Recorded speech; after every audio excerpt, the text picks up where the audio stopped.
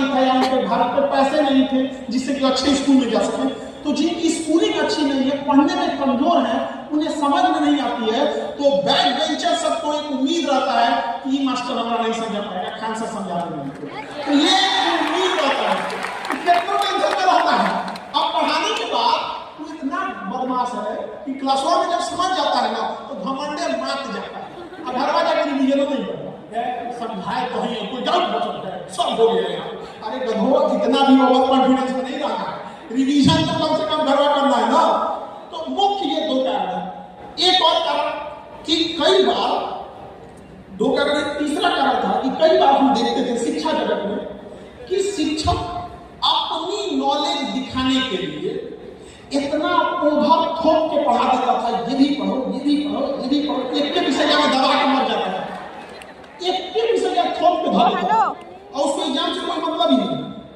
Exam पूछ रहा है, आई पढ़ा रहा है कुछ, हट्टा मारता पोथी पढ़ा दिए, एग्जाम जा रहा है कुछ, तो वो ये भी था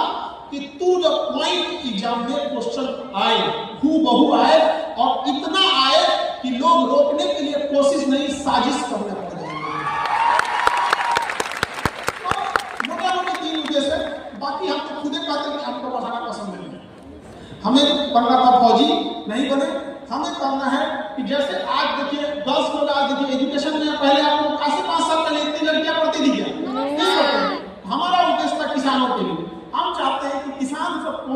अपना 4 व्हीलर पे किसान घूमे और धोती में जाए शोरूम में खरीदने के लिए, वैसे ही हवाई चप्पल एक ओर से ईंट के दबाव से घिस गया। किसान का हवाई चप्पल देखना ना एक ओर से घिस चुका रहता है, अब फीता उखड़ जाता है उसका, लेकिन हाथ में लेके फिर फीता लगा लेता है,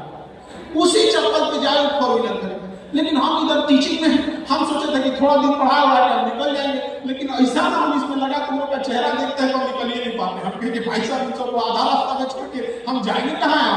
लेकिन ऐसा उद्देश्य नहीं है। उसका रीजन भी है, हमने शिक्षा जगत में आए तो हमें लगा कि बहुत ये लोग पढ़े लिखे हैं, तो हम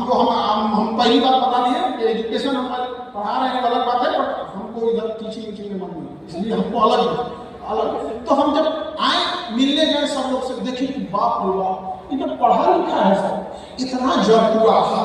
इतना जवान वो गरिया रहा है, दूसरा बोल रहा है, हम बढ़िया के खराब, हमारा नोट्स अच्छा, तुम्हारा बैठ करके पढ़ा निकल नहीं, बढ़िया रहेगा तो बच्चा अपने पढ़ेगा। तुम गौर करके देखना ये सब चीजों को। तो जब लोग कहते हैं ना शिक्षा से समस्याओं को दूर किया जा सकता है, सबसे बड़ा बेवकूफी है। शिक्षा के साथ साथ आपके अंदर संस्कार भी बहुत जरूरी है, वरना रावण के पास क्या कौन शिक्षा थी?